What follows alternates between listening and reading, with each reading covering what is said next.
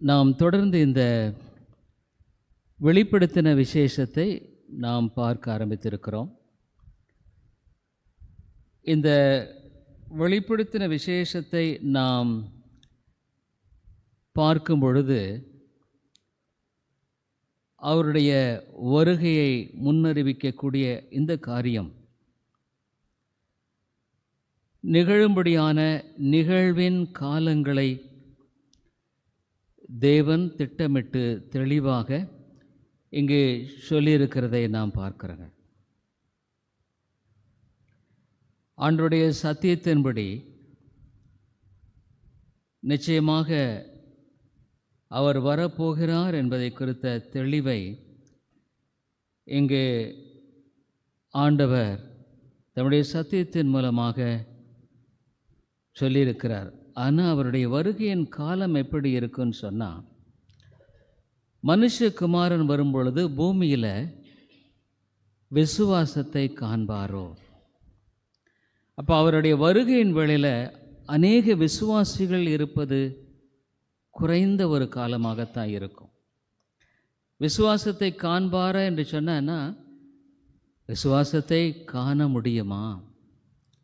ஆಮೇಲೆ இந்த சத்தியம் முதல் நூற்றாண்டிலிருந்து எவ்விதமாக சபை கட்டி வரப்பட்டதிலையும் அநேக மக்கள் ஆண்டவருக்காக வாழ்ந்த வாழ்க்கையெல்லாம் நாம் பார்க்கிறோம்.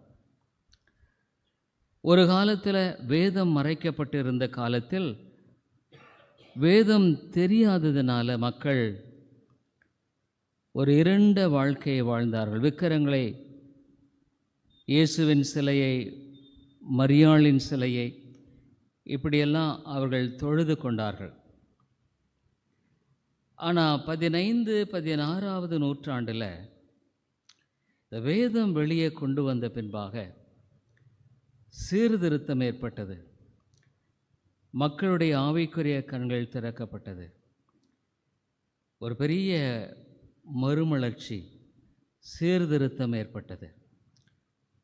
இந்த வேதம் மக்களுடைய கண்களை திறந்தது. இது தொடர்ந்து அவ்விதமாக 15, 16, 17, 18வது நூற்றாண்டுகளில் நாம் மேற்கத்திய நாடுகளில் பக்திக்குரிய காரியங்கள், சபைகள் எழும்பின, அநேக ஆலயங்கள் எழும்பின, விசுவாசிகள் எழும்பினார்கள், அநேக மிஷனரிகளை எழுப்பி அனுப்பினார்கள். தொடர்ந்து 18வது நூற்றாண்டுக்கு பின்பாக 90ல் ஒரு நிகழ்ச்சியானது நடைபெற்றது. டார்வின் என்ற ஒரு மனிதன் இந்த உலகமானது கடவுளால் சிருஷ்டிக்கப்படவில்லை, ஒரு சின்ன அணுவிலிருந்து இந்த உலகம், மனிதன் அனைவருமே பிறப்பிக்கப்பட்டார்கள் அல்லது வந்தார்கள் என்பதான ஒரு தியரியை கொண்டு வந்தார். அப்பொழுது ஜெர்மனியில் ஒரு சில கூட்டத்தார் வேதத்தில் இங்கும் அங்கும் தவறு இருக்கிறது என்றதான ஒரு குரலை எழுப்பினார்கள். ஜெர்மனியில் மாத்திரமல்ல, இங்கிலாந்து, அமெரிக்கா போன்ற தேசங்களிலும் இவ்விதமான ஒரு கூட்டத்து மக்கள் வேதத்தில் குறைவிருக்கிறது என்ற ஒரு காரியத்தை அவர்கள் எழுப்பின பொழுது அநேகர் வேதத்தை சந்தேகிக்க ஆரம்பித்தார்கள். டார்வின் என்ற ஒரு மனிதன் குரங்கிலிருந்து மனிதன் உண்டானவன் என்பதான ஒரு தவறான காரியத்தை சொன்ன பொழுது அதை நம்ப ஆரம்பித்தார்கள். சொல்லப்போனால் டார்வின் தியரிக்கு இன்றைக்கு வரைக்கும் அந்த லிங்க்னு சொல்லுவாங்க, கிடையாதுங்க. அதாவது 2 கண்கள், ஒரு வாய், ஒரு மூக்கு, 2 காது, எல்லாத்துக்குமே உயிரினங்களுக்கு இருக்கத்தான் செய்யும். ஆகவே இந்த வேதமானது புறக்கணிக்கப்பட்ட பொழுது மக்கள் தங்களுடைய வாழ்க்கையில் கர்த்தர் அவர்களோடு பேசுகிற அந்த சத்தத்தை அடக்கினார்கள். கர்த்தர் அவர்களோடு இடைப்படுகிற காரியத்தை அவர்கள் செவி கொடுக்க ஆயத்தமாகலை. ஆகவே மேற்கத்திய நாடுகளில் ஆவிக்குரிய வாழ்க்கையில் அநேகர் ஆர்வத்தை விட்டுவிட்டார்கள். அநேகர் ஆண்டவருடைய பக்திக்குரிய வழிமுறைகளை விட்டுவிட்டார்கள். ஆண்டவர் உருவாக்கின குடும்பம், ஆதாம் ஏவாள் என்ற அந்த முதல் குடும்பம், நம்முடைய ரேடியோவில் கூட நம்ம 4 நாட்களாக தொடர்ந்து ஏன் முதலாவது ஆண்டவர் குடும்பத்தை முக்கியப்படுத்தி பேசுகிறார் என்பதை குறித்து நாம் பேசியிருக்கிறோம். குடும்பத்தை அறியாமல் தேவனை அறிய முடியாது. அது எப்படி என்பதை குறித்து நான் பேசியிருக்கோம். ஒவ்வொரு நாளும் காலை 7 மணிக்கு அதை நாம் ஒளிபரப்புகிறோம். அப்போ இன்றைக்கு குடும்பங்களில் நம்ம என்ன பார்க்குறோம்? கணவன் மனைவி உறவுகளில் சரியில்லை. பெற்றோர்கள் பிள்ளைகளை கர்த்தருக்கேற்ற பயத்தில் வழிநடத்த முடியல. பிள்ளைகள் தன்னிச்சையாய் செயல்படக்கூடிய காரியங்கள். இன்றைக்கி கிறிஸ்தவ குடும்பங்களில் பல பிரச்சனைகளை பார்க்குறோம். பலவிதமான குடும்பங்களில் பூசல்கள், உறவுகளில் உரசல்களை பார்க்கிறோம். ஏன்? வேத வார்த்தைக்கு இணங்கி கொடுக்காத ஒரு வாழ்க்கை முறை ஒரு தனி மனிதனுடைய வாழ்க்கையிலும் சரி, ஒரு குடும்பத்திலும் சரி, அது நிச்சயமாக அது பிரிவினையும் உரசலை தான் ஏற்படுத்தும். எங்கு தேவன் மையமாக இல்லையோ, தேவன் ஒரு குடும்பத்தை கட்டாமல் போனால் அந்த குடும்பம் கட்டப்படவே முடியாது. இன்றைக்கு கிறிஸ்தவர்களும் கூட குடும்பங்களை கட்ட பிரயாசப்படுறாங்க. தங்களுடைய பிள்ளைகளின் வாழ்க்கையை கட்ட பிரயாசப்படுகிறார்கள். எதை கொண்டு? பணத்தை கொண்டு, அறிவை கொண்டு, தங்களுக்கு இருக்கிற தருணங்களை கொண்டு, இன்னும் பல விதங்களில் பிரயாசப்படுகிறார்கள். ஆனால் வேதம் என்ன சொல்லுது? கர்த்தர் வீட்டை கட்டாராகில். தேவன் ஒரு குடும்பத்தை கட்டவில்லை என்றால் அது மணலின் பேரில் கட்டப்பட்ட ஒரு வீடாகத்தான் இருக்கும். ரொம்ப ஷேக்கியாக இருக்கும், அசைந்து கொண்டே இருக்கும். திடீரென்று புயல் எழும்பும் பொழுது, வாழ்க்கையில் பிரச்சனைகள் எழும்பும் பொழுது அது எப்படி திரும்பும் என்று தெரியாது. அது வேதம் சொல்லுகிறது, இடிந்தது இடிந்து முழுவதும் விழுந்தது. நான் இங்கே வர்றதுக்கு முன்னால் ஒரு குடும்பத்தை குறித்த காரியத்தை தான் நான் பேசி கொண்டிருந்தேன். விவாகரத்துக்குரிய காரியத்தை எந்த அளவுக்கு, அதாவது இன்றைக்கு கர்த்தரோடு பண்ணின உடன்படிக்கை மறக்கப்பட்டு விடுகிறது. காரணம் என்னவென்றால் மனித உணர்வுகள், எமோஷன்ஸ் சொல்லுவாங்க, அதுக்கு தான் முக்கியத்துவம் கொடுக்கப்படுகிற ஒரு காலமாக இருக்கிறது. தேவன் அந்த இடத்துல அகற்றப்படுகிறார். God is being removed. Fear of God is missing. தெய்வ பயம் இல்லை. இன்றைக்கி ஏங்க இந்தியாவில் கிறிஸ்தவ குடும்பங்களின் விவாகரத்து மனுக்கள் மேலிடத்தில் இருக்குதுன்னா, இந்துக்கள், அடுத்தது பௌத்த மதம், கடைசியில் தான் இந்துக்கள். காரணம் என்னென்னா, கிறிஸ்தவர்கள் மத்தியிலே தெய்வ பயம் அற்றுப்போய்விட்டது. பெற்றோர்கள் என்னுடைய பிள்ளைகளை சரியான விதத்தில் வளர்க்க தவறி விடுவதனுடைய காரணம் அது.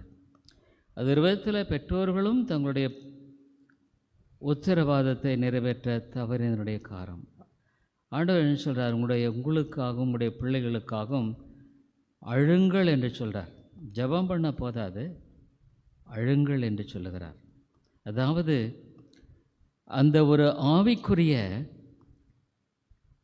ஒரு பாதுகாப்பற்ற சூழல் யோபுனுடைய குடும்பத்தை சுற்றி ஆண்டவர் வேலி அடைத்திருந்தார். இன்றைக்கு எத்தனை கிறிஸ்தவ குடும்பங்களை சுற்றி வேலி இருக்கிறது என்று திட்டமாய் சொல்ல முடியும்? இல்லை.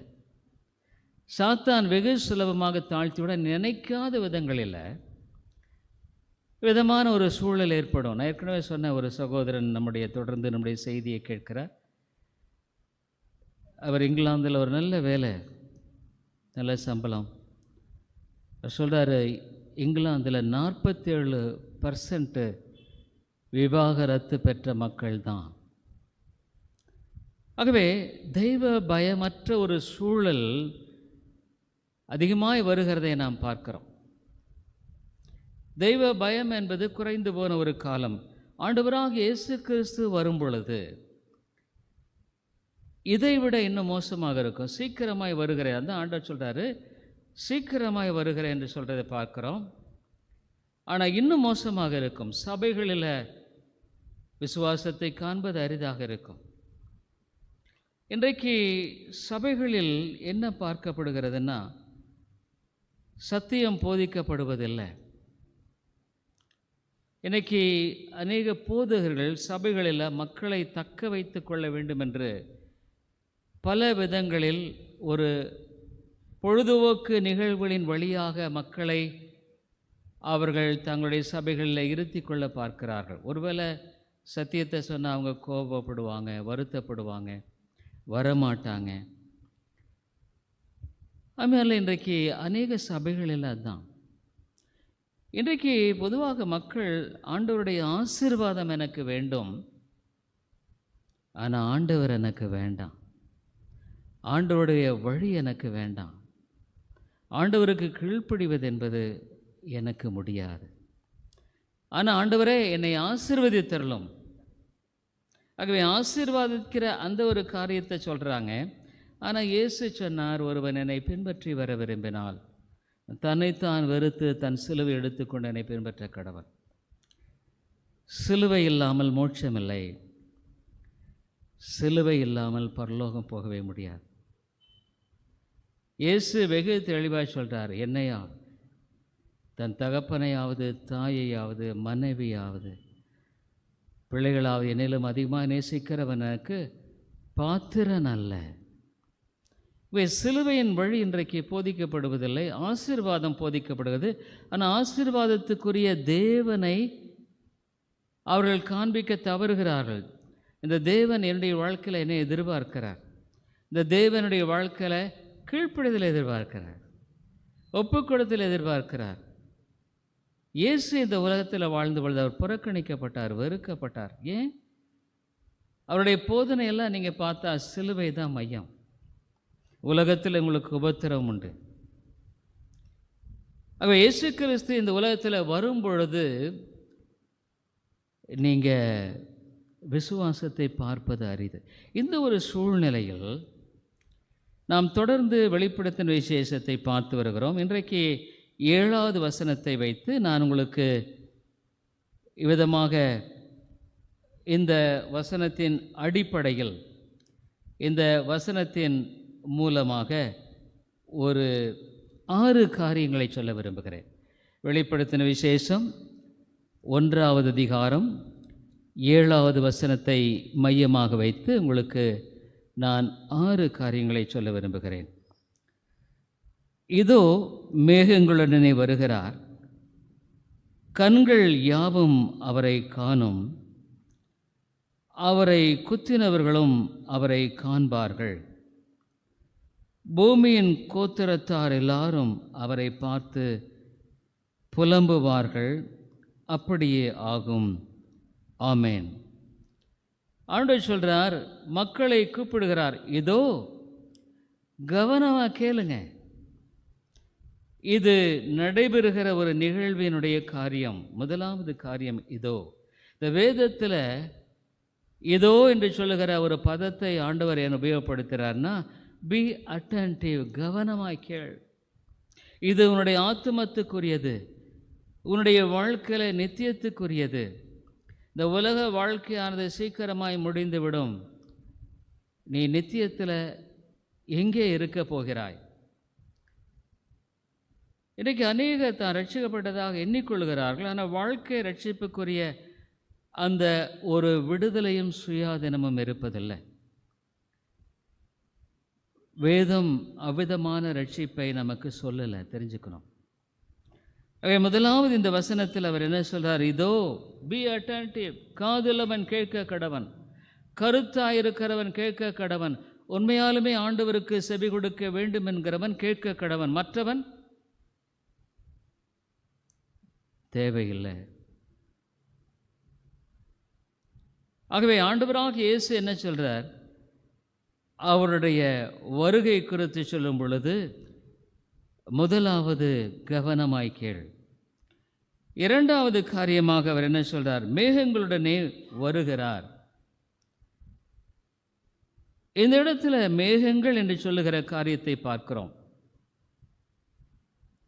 இந்த மேகம் என்பது இரண்டு விதமான காரியங்களை குறிக்கிறார். ஒன்று, அவர் தம்முடைய மகிமையோடு வருவார், தம்முடைய தூதர்களோடு கூட வருவார். மேகம் போன்ற திரளான சாட்சிகளோடு கூட வருவார். அவருடைய உண்மையாய் பின்பற்றின மக்கள் அனைவரும் அவரோடு கூட வருவார்கள். அதோடு கூட அவர் இந்த உலகத்தின் மனிதர்களுக்கு கொடுக்க வேண்டிய காரியத்தை கொடுக்கும்படியாக வருவார் என்று சொல்லப்படுகிறது. வெளிப்படுத்தின விசேஷம் 22வது அதிகாரம் 12வது வசனத்தில் மறுபடியுமாய் சொல்லுகிறார். 22:12, இதோ சீக்கிரமாய் வருகிறேன், அவன் அவனுடைய கிரியைகளின்படி அவன் அவனுக்கு நான் அளிக்கும் பலன் என்னோடே கூட வருகிறது. நான் வரும் பொழுது இந்த மேகம் எதை காட்டுகிறது? அவனவனுக்கு கொடுக்கும்படியான பலனை நான் கொடுக்கும்படியாக வருகிறேன். இரண்டு விதமான பலனை குறித்து பேசுகிறார். ஒன்று, ஆண்டவருக்காக வாழும்படியான மக்களுக்கு கொடுக்கும்படியான வெகுமதி. இன்னொன்று, தேவனுடைய உக்கிரக கோபத்துக்குரிய ஆக்கினையின் வெகுமதி. ரெண்டையுமே கொண்டு வரார். அவர் வரும் பொழுது ரோமர் 2வது அதிகாரத்தில் சொல்கிறார். ரோமருக்கு என்ன நிறுவம் 2வது அதிகாரத்தில் 2வது வசனத்தில் விதமாய் சொல்லுகிறார். 6வது வசனத்தில் ரோமர் 2:6 தேவன் அவன் அவனுடைய கிரியைகளுக்கு தக்கதாய் அவனவனுக்கு பலன் அளிப்பார், will render to every man according to his deeds.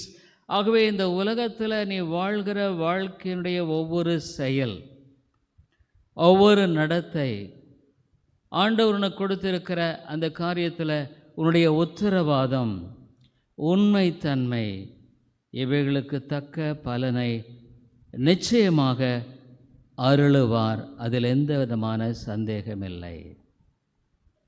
இரண்டு விதமாக இங்கே பிரிக்கிறார். இந்த பலன் இரண்டு விதமாக கொடுக்கப்படுகிற விதமாகவே இரண்டு விதமான மக்களை பிரிக்கிறார். 7வது வசனத்தில் சோர்ந்து போகாமல், ஆண்டவருடைய வழியில் பல சோர்வுகள், தளர்வுகள், நற்கிரியைகளை செய்து, இந்த இடத்துல அவர் சொல்கிறார் சோர்ந்து போகாமல். நற்கிரியைகள் சொன்னால் நம்முடைய நற்கிரியைகள் அல்ல. நற்கிரியைகள் என்று சொன்ன பொழுது ரட்சிக்கப்பட்டவர்கள் எபேசில் பார்க்குறோம், நற்கிரியைகளை செய்யும்படிக்கு, அதாவது ஆண்டவருடைய மகிமைக்காக வாழும்படி, ஆண்டவருடைய சித்தத்தை செய்கிறவர்கள், ஆண்டவருடைய வார்த்தைக்கு கீழ்ப்படுகிறவர்கள், ஆண்டவருடைய நோக்கத்தை தங்களுடைய வாழ்க்கையில் நிறைவேற்றுகிறவர்கள். அதுதான் இங்கே நற்கிரியை. இங்கே பொதுவாக மனிதர்கள் நற்கிரியை என்று சொல்லும் பொழுது சில நல்ல காரியங்கள் இல்லை. நற்கிரியைகள் என்று சொல்லும் பொழுது எபேசில் ரட்சிப்போடு இணைந்த காரியம், ரட்சிப்பின் மூலமாக உன்னுடைய வாழ்க்கையில் செய்யும்படியான நற்கிரியைகள். அதற்காகவே சிருஷ்டிக்கப்பட்டீர். எபேசியர்கள் நிருபத்தில் நீங்கள் திருப்பினீங்கன்னா நற்கிரியைகள் என்பது இங்கு என்ன என்பதை குறித்து சொல்லப்படுகிறதை பார்க்கிறோம். இங்கு எபேசியர்கள் நிருபத்தில் இந்த ரட்சிப்பை குறித்து ஆண்டவர் சொல்லுகிற வேளையில் இந்த நற்கிரிகளை குறித்து அவர் பேசுகிறார். எபேசியர் 2வது அதிகாரம் 8வது வசனத்தில் கிருபையினாலே விசுவாசத்தை கொண்டு ரட்சிக்கப்பட்டீர்கள், இது உங்களால் உண்டானது அல்ல, இது தேவனுடைய ஈவு, ஒருவரும் பெருமை பாராட்டாதபடிக்கு இது கிரியைகளினாலே உண்டானது அல்ல. யாரும் பெருமை பாராட்டல, ஆண்டவர் தான் நம்மளை ரட்சித்தவர். இந்த ரட்சிப்பின் மூலமாக ஒரு ரட்சிக்கப்பட்ட விசுவாசியாக ஆவிக்குரிய நற்கிரியைகள், இது உலக பிரகார நற்கிரியைகள் அல்ல. ஆவிக்குரிய நற்கிரியைகள் என்னென்ன? ஆண்டவரை கனப்படுத்துவது, அவருடைய சபையை கனப்படுத்துவது, அவருடைய வார்த்தைக்கு கீழ்ப்படிவது, தன்னுடைய வாழ்க்கையில் இக்கட்டான சூழ்நிலையிலும் ஆண்டவருடைய திட்டத்தை செய்வது, ஆண்டவரை மகிமைப்படுத்துவது, இது எல்லாமே தேவனை சார்ந்த விதத்தில் செய்யப்படுகிற காரியங்கள்.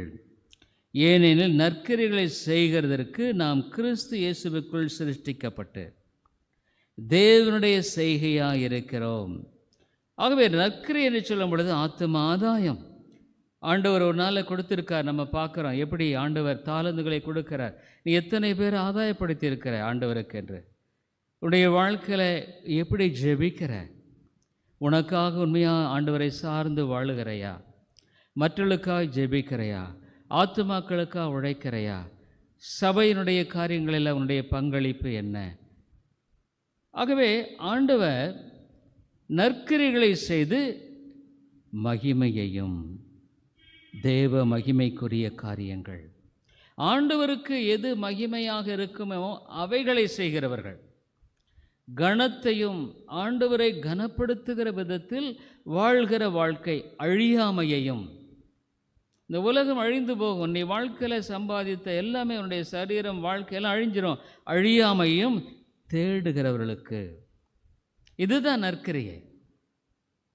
அப்போ என்னுடைய வாழ்க்கை நற்கிரியைகள் என்பது என்ன? இதுதான் மகிமையை தேடுவது, ஆண்டவருடைய மகிமையை, ஆண்டவருடைய கனத்தை தேடுவது, அழியாமையை தேடுவது, நித்திய ஜீவனை அளிப்பார். சரி, அடுத்த குரூப் சண்டைக்காரராயிருந்து. யாரோட சண்டை போடுறோம்? ஆண்டவரோட சண்டை போடுறோம்.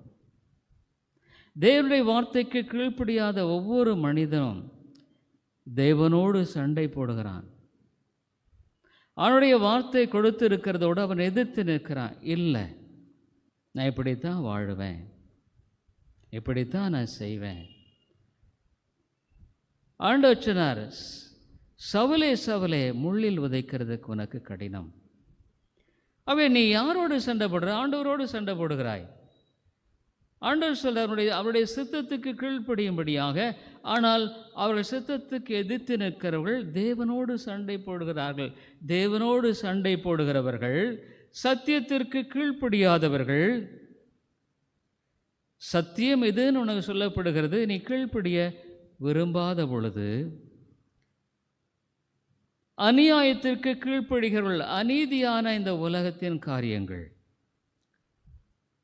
அழியாமையையும்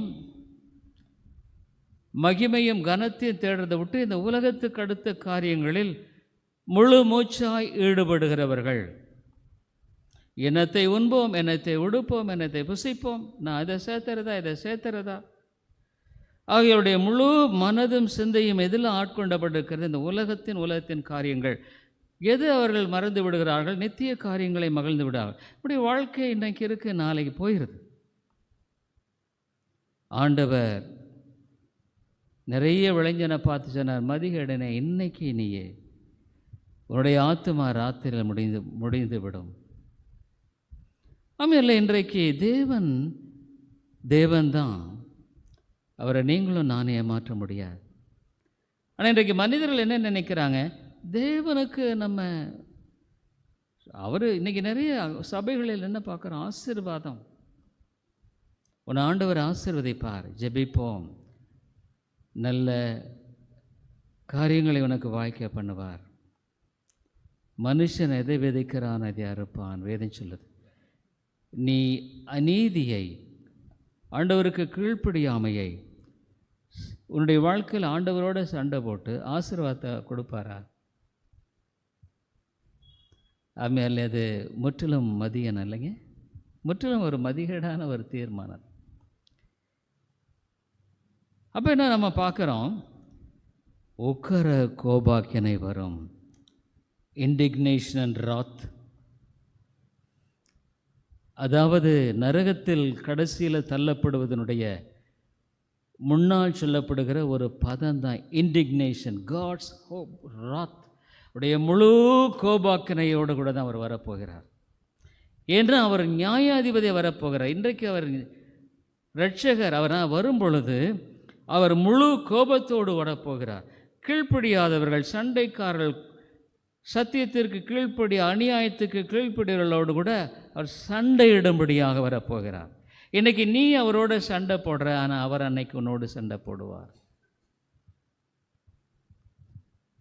அதுமாதிரி என்ன ஒரு பயங்கரம் இல்லை? வரும் பொழுது விசுவாசத்தை காண்பாரோ. ஆகவே முதலாவது காரியம் பார்த்தோம், இதோ கேள், மேகங்களுடனே வரப்போகிறார், மகிமையோடு அவருடைய தூதர்களோடு கூட, மேகம் போன திரளான சாட்சிகளோடு கூட வரப்போகிறார். அதோடு கூட தம்முடைய மக்களுக்கு உரிய பலனை கொடுக்கும்படியாக, அவருக்காக வாழ்ந்தவர்களுக்கு, அவருக்காக ஜீவித்தவர்களுக்கு ஆண்டவர் பலனை கொடுக்கும்படியாக கொண்டு வருவார். தேவனோடு சண்டை போட்டு கீழ்ப்படியாதவர்களுக்கு கோபாக்கினையும் வரும். ஒருவரும் தப்ப முடியாது. என்ன ஒரு பயங்கரம் இல்லை? மூன்றாவது காரியம், கண்கள் யாவும் அவரை காணும். இன்னைக்கு அவரை நீ பார்க்கல, இன்னைக்கு அவர் எங்கே இருக்கிறாரு தெரியல. அவர் இருக்காரா இல்லையா? கடவுள்னு ஒருவர் இருக்காரா? நீ உன்னுடைய வாழ்க்கையில் அநேக சமயங்களில் அவர் இருப்பதை போல எண்ணாமல் இருக்கலாம். அவர் இருக்கிறதை குறித்த பயமற்று வாழலாம். உன்னுடைய கண்கள் அவரை பார்க்க முடிவதில்லை. இவன் கண்கள் அவர் இருப்பதை குறித்து பார்க்கக்கூடிய ஒரு பார்வையற்ற நிலையில் வாழ்ந்து கொண்டிருக்கலாம். ஆனால் அப்பொழுது எல்லா கண்களும் அவரை பார்க்கும். இந்த உலகத்தில் முதலாவது சிருஷ்டிக்கப்பட்ட ஆதாம் ஏவாள் முதலாக, ஏன்னா அங்கு கல்லிலிருந்து எழும்புகிற ஒரு காரியம், பல காரியங்கள் இந்த இடத்தில் நம்ம அதை சொல்ல போகிறதில்ல. ஆனால் கண்கள் யாவும், ஆங்கிலத்தில் எல்லாம் சொல்லப்படுகிறது, கண்கள் யாவும் காணும். ஒரு கண் இல்லாமல் எல்லா கண்களும் காணும் என்பதை குறித்து வேதம் சொல்லுகிறது. அதனாலே கண்கள் யாவும் காணும் அவருடைய ஆல் த ஐஸ். ஆகவே அன்று திடீரென்று ஏற்படுகிற இந்த ஒரு பெரிய ஒரு நிகழ்வில் கண்கள் யாவும் காணும். அப்பொழுது இரண்டு விதமான மக்கள், ஆண்டவருக்கென்று வாழ்ந்த மக்களுடைய கண்கள் பிரகாசமாக காணப்படும். அதாவது ஆண்டவருக்காக வாழ்ந்து கொண்டிருக்கிறவர்கள், ஏற்கனவே வாழ்ந்து மரித்தவர்கள் பரலோகத்துக்கு போயிருப்பாங்க, அவரோடு கூட அங்கே வருகிறவர்களாக இருப்பார்கள். இங்கே இருக்கிற அங்கே கண்கள் தேவனுடைய ஜனங்கள் பிரகாசமாய் காணப்படும். ஆகவே எல்லாருமே பார்ப்பாங்க, எல்லாரும் பார்ப்பார்கள். ஆண்டவருடைய பிள்ளைகளும் பார்ப்பாங்க, ஆண்டவருடைய பிள்ளைகள் அல்லாதவர்களும் பார்ப்பார்கள். மூன்றாவதாக, இந்த உலகத்தில் அவருடைய வருகை என்பது மறைவானதாக இருக்காது, ரகசிய வருகையெல்லாம் இல்லை. ஆகவே அதெல்லாம் நம்ம எடுக்க போகிறோம். இன்றைக்கு நிறைய ரகசிய வருகைன்னு சொல்லி தவறான போதனைகளெல்லாம் போதிக்கிறத நம்ம பார்க்குறோம். இல்லை, வெளியரங்கமாய் வலுவா எக்கால சத்தம் கேட்கும். அப்பொழுது நீயும் பார்ப்ப, நானும் பார்ப்போம், நமக்கு முன்னால் வாழ்ந்த எல்லாருமே பார்ப்பாங்க. மேகங்களினூடாய் வரப்போகிறார். வேதம் சொல்லுது, நான்காவது, அவரை குத்தினவர்களும் அவரை காண்பார்கள். யாரோ ஒரு அற்பமான நாசரேத்தூரான் தச்சன் என்று சொல்லி அவரை சிலுவையில் அறைந்தார்களே. இந்த உலகத்திலே மிக ஈனமான ஒரு செயலை செய்த அவர்கள், ஐயோ தெய்வ குமாரனையா நான் அறைந்தது, தேவனுடைய திட்டத்தின்படி அறையப்பட்டவர்கள் தான், ஆனால் கூட அவர்களும் காண்பார்கள். அவங்க எப்படி புலம்புவாங்கன்னு சொன்னால், அவரை சிலுவையில் அறைந்தவர்கள் குத்தினார்கள். ஈட்டியை கொண்டும் ஆணியை கொண்டும் குத்தினார்கள். அன்றைக்கு அவர் உதவியற்றவரைப் போல மரித்தார். ஆனால் தன்னுடைய ஜனங்களின் பாவங்களுக்காக அவர் மரித்தார். சகரியா 12 பார்க்குறோம். அப்படி அவர்கள் எப்படியாக பார்ப்பார்கள்? அவர்கள் இந்த இடத்துல நாம் பார்க்கோம். சகரியா 12:10 பின்பகுதியில் ஒருவன் தன் ஒரே பேரானவனுக்காக புலம்புகிறது போல எனக்காக புலம்பி, ஐயோ ஆண்டவரையா, சிலுவையில் நாங்கள் அறைந்தோம் அவரையா, எனக்காக புலம்பி ஒருவன் தன் தலைச்சன் பிள்ளைக்காக துக்கிக்கிறது போல எனக்காக மனம் கசந்து துப்பிக்க, ஐயோ நாங்கள் செஞ்சது தப்பு, நாங்கள் செய்திருக்கக்கூடாதே. இந்த உலகத்திலே மிகப்பெரிய ஒரு பாவம் ஆண்டவரை சிலுவையில் அறைந்த ஒரு பாவம். அந்த பாவத்துக்கு உண்டான அந்த பிரதான ஆசாரியரும் இன்னுமாக அந்த ஜனங்களும் சேவகர்களும் மனம் கசந்து துக்கிப்பார்கள் பைபிள் சொல்லுது. பிட்டர்னஸ். அம்மையாலே அது மிக பயங்கரமான ஒரு காரியம். அது மிகவும் கொடுமையான ஒரு காரியம். ஆண்டுடைய பிள்ளைகள் மகிழ்ச்சியாக இருப்பாங்க. என்ன, அவருடைய ஆண்டவர் வெகுமதிகளோடு வரப்போகிறார். எல்லாருக்கும்பாக அவரை அவங்க கனப்படுத்துவாங்க. என்ன, எனக்காக நல்ல உத்தமன் இந்த மகன் இந்த மகள் எனக்காகவே அவர்கள் பாடுகள் துன்பங்கள் மத்தியில் தன்னுடைய சாட்சியை காத்து கொண்டாங்க, சாட்சியாய் வாழ்ந்தாங்க. இந்த உலகத்தில் எனக்கு சாட்சி பகரும்படியாக இருந்தார்கள். இந்த உலகத்தில் உப்பாய் வாழ்ந்தார்கள், ஒளியாய் வாழ்ந்தார்கள். அருமையாலே கிறிஸ்தவர்கள் இன்றைக்கு அவ்விதமாக எங்கே இல்லையே. அப்போ அவர்கள் எங்கே போக முடியும்? அவர்களும் புலம்புவார்கள். 5வது காரியமாக பூமியின் கோத்திரத்தார் எல்லாரும் அவரை பார்த்து புலம்புவார்கள். ஆல் ட்ரைப்ஸ், பூமியின் கோத்திரத்தார் எல்லாமே அவ்விதமாக அவர்கள் புலம்புவார்கள். அம்மையாலே ஒருவேளை அந்த நேரத்தில் நீ எப்படி இருப்பாய்? ஏன்னா இன்றைக்கு ஒருவேளை உனக்கு நல்லா இருக்கலாம், வசதிகள் இருக்கலாம், வாய்ப்புகள் இருக்கலாம், ஆரோக்கியம் இருக்கலாம், பலம் இருக்கலாம், பணம் இருக்கலாம், படிப்பு இருக்கலாம், அந்தஸ்து இருக்கலாம், பதவி இருக்கலாம், எல்லாம் இருக்கலாம். ஆனால் அன்றைக்கு நீ யார் போல புலம்புவாய்? தேவனுடைய ஜனத்தை போல ஆண்டவருடைய வருகையை அங்கீகரிக்கும்படியாக அங்கே ஏன்னு கேட்டால் இவர்கள் எப்படி புலம்புவார்கள்? அங்கே வேதம் சொல்லுகிறது வெயிலிங் அப்படின்னு சொல்ல, வெயில்.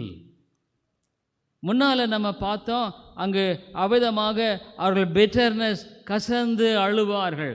அடுத்து பார்க்குறோம் இந்த 2வது கூட்டத்து மக்கள், they will be wailing. வெயிலிங்னா அப்படியே தங்களை சிதைத்து கொண்டு தன்னுடைய ஆழ்த்தத்துவத்தை எல்லாம் அங்கே முற்றுமாக உருவளித்து கொண்ட நிலையில் வேறு வழியே இல்லை, இனிமேல் முடிஞ்சது, இட்ஸ் finished. இன்றைக்கி நீங்களும் நானும் செய்தி கேட்குறோம். ஒரு நாள் இந்த ஆன்லைனில் ஒரு வேலை கேட்குறவங்களா இருக்கலாம், பின்னால் இந்த செய்தியை கேட்குறவங்களா இருக்கலாம். இந்த 2 காரியத்தில் யாராக ஒருவராகத்தான் இருக்க முடியும். இடைப்பட்ட காரியம் என்பதில்லை. உன்னுடைய வாழ்க்கையில் இன்றைக்கு நீ ஆண்டவருக்கென்று வாழ்கிற ஒரு வாழ்க்கையை கொண்டிருந்தால் நீ என்ன சொல்லுவேன்னா அதை பின்னால் நான் காமிக்கிறேன். ஆனால் நீ ஆண்டவருக்கென்று வாழும்படியான வாழ்க்கையை வாழாமல் உன்னுடைய வாழ்க்கையில் அந்த பரிசுத்த ஒரு ரட்சிப்புங்கிறது பரிசுத்த ஆவியானவர் ஒரு ஆத்மாவில் உள்ள வருகிற ஒரு பெரிய செயல். ஆவியானுடைய கனிகள் அன்பு, சந்தோஷம், சமாதானம், நீடிய பொறுமை, தயவு, சாந்தம், இச்சையடக்கம், நற்குணம், இதெல்லாம் பார்க்குறோம். உன்னுடைய வாழ்க்கையில் பரிசுத்த ஆவியானவர் ரட்சிக்கும் பொழுது வேதம் எபேசில் பார்க்குறோம், சுவிசேஷ சத்திய வசனத்தை கேட்டு ரட்சிக்கப்படும் பொழுது பரிசுத்த ஆவியால் முத்திரையிடப்பட்டிருக்க பரிசுத்த ஆவி எனக்குள்ளே இருக்கும் பொழுது சகல சத்தியத்துக்குள் உன்னை வழிநடத்துவார். நீ ஆண்டுடைய பிள்ளை என்பதை நீ சொல்ல வேண்டிய அவசியம் இல்லை, உன்னை சுற்றி இருப்பவர்கள் சொல்லுவார்கள். அதுதான் சாட்சி. சாட்சி என்பது உன்னை குறித்து நீ சொல்லுகிற காரியம் அல்ல, உன்னுடைய பிள்ளைகள் சொல்லணும், உன்னுடைய மனைவி சொல்லணும், உன்னுடைய கணவன் சொல்லணும், உன்னுடைய சபையில் சொல்லணும், உன்னுடைய சபையில் அங்கீகரிக்கணும், உன்னை சுற்றி இருக்கள் சொல்லணும். அதுதான் சாட்சி. அதெல்லாம் இல்லைன்னா அது ரட்சிப்பும் அல்ல, அது சாட்சியும் அல்ல. அவ்விதமான ஆத்துமாக்களின் வாழ்க்கையில் பரிசுத்த ஆவியான் வரும் பொழுது சகல சத்தியத்துக்குள் அவர்கள் வழிநடத்தப்படுகிற ஒரு வாழ்க்கை. they will be led in the truth. சத்தியத்தில் அவங்க வழிநடத்தப்படுவார்கள், அசத்தியத்தில் இல்லை. ஆகிய அவருடைய வருகையின் வேளையில் அவர்கள் வெயிலிங் அழுது புலம்புவார்கள். ஐயோ, எனக்கு கிடைக்கப்பட்ட தருணம் எல்லாம் முடிஞ்சிருச்சு. நரகத்தில் புலம்புவதற்கு முன்பாக அவர்கள் இந்த உலகத்திலே புலம்புவார்கள். ஏன்னா எல்லாருமே எழுந்துடுவாங்க, எல்லா கண்களும் பார்க்கும். நரகத்திலையும் அதே தான் பார்க்குறோம், வெயிலிங். இதே பதத்தை நம்ம பார்க்குறோம். அதுமாதிரிலே உன்னுடைய சரீரம் மறித்து உன்னுடைய ஆத்மா எங்கே போகும்? Where will you go? உனக்கும் ஆண்டவருக்கு இருக்கிற உறவு எப்படி இருக்கு? நீ தேவனோட ஒப்புரவான நபரா? ஒவ்வொருவரும் தனிப்பட்ட, ஒருவேளை ஒரு கணவன் ரட்சிக்கப்பட்டிருக்கலாம், மனைவி ரட்சிக்கப்படாமல் இருக்கலாம். ஒரு ஊழியக்காரன் ரட்சிக்கப்பட்டவனாக இருக்கலாம், மனைவி ரட்சிக்கப்படாமல் இருக்கலாம். பிள்ளைகள் கூட ரட்சிக்கப்படாமல், சாமியினுடைய பிள்ளைகள் பரிதான வாங்குறலாய் மாறி போனதை பார்க்குறோம். ஆனால் உன்னுடைய ஆத்மாவை யாருமே மீட்க உதவி செய்ய முடியாது, ஊழியம் உதவி செய்ய முடியாது, யாருமே செய்ய முடியாது. உன்னுடைய ஆத்மா அதுதான். இந்த வேதம் சொல்லுகிறது மாறாதது, சத்தியம் மாறாதது. ஒருவேளை இன்றைக்கு அநேக மக்களை பார்க்க, கிறிஸ்தவ மக்கள் மத்தியில் தெய்வ பயம் இல்லை. இன்றைக்கு கிறிஸ்தவர்கள் இந்துக்களை விட மோசமாக வாழ்கிறதை நம்ம பார்க்குறோம். அப்போ அவருடைய வாழ்க்கையில் என்ன நடக்கும்? இதுதான் நடக்கும்.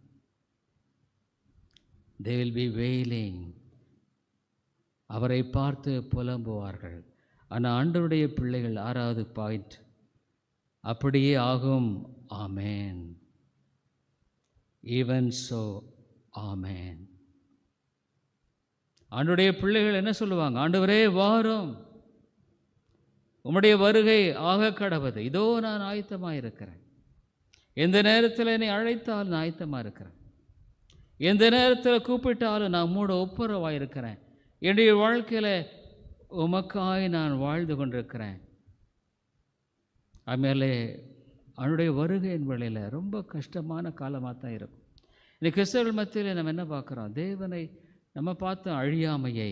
இன்றைக்கி எத்தனை பேர் உண்மையாலுமே இதை தேடுகிறார்கள்? கர்த்தருக்கு பயந்து வாழுகிறவர்கள், சண்டைக்காரராயிருந்து சத்தியத்திற்கு கீழ்ப்படியாமல் அநியாயத்திற்கு கீழ்ப்படியவர்களுக்கு உக்கர கோபாக்கனை. வேதம் என்ன சொல்லுதுன்னா, அதாவது இண்டிக்னேஷன் அண்ட் ராத், அது ரொம்ப, அதாவது சொல்லவே முடியாதுங்க.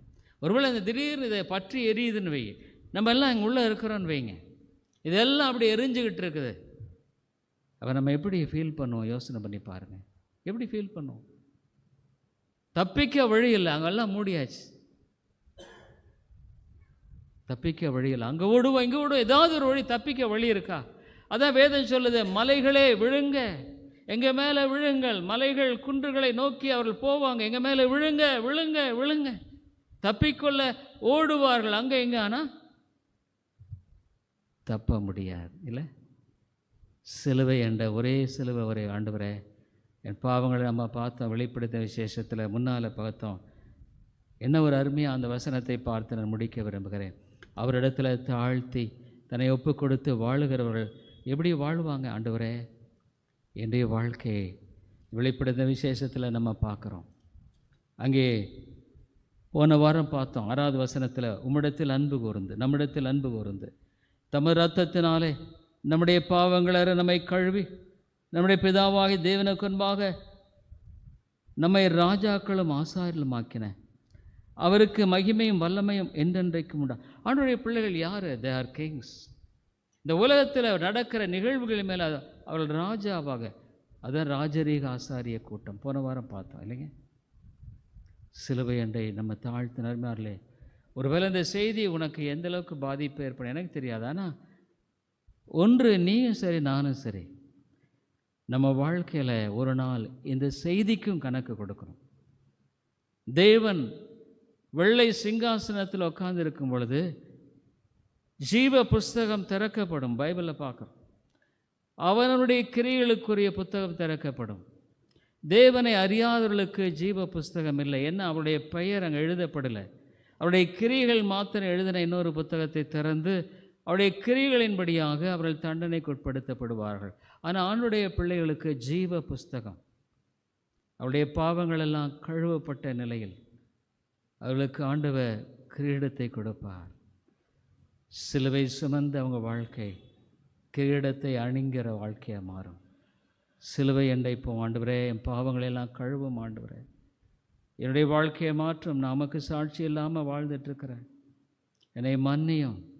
அதான் வேதம் சொல்லுது, அழியாமையை, தேவனோட ஒப்புரவாகுதலை, நித்திய ஜீவனை தேடுவர்களுக்கு ஆண்டவர் என்ன அளிப்பார்? கிருபை அளிக்கிற கர்த்தர் நித்திய ஜீவனை அளிப்பார். ஜெபி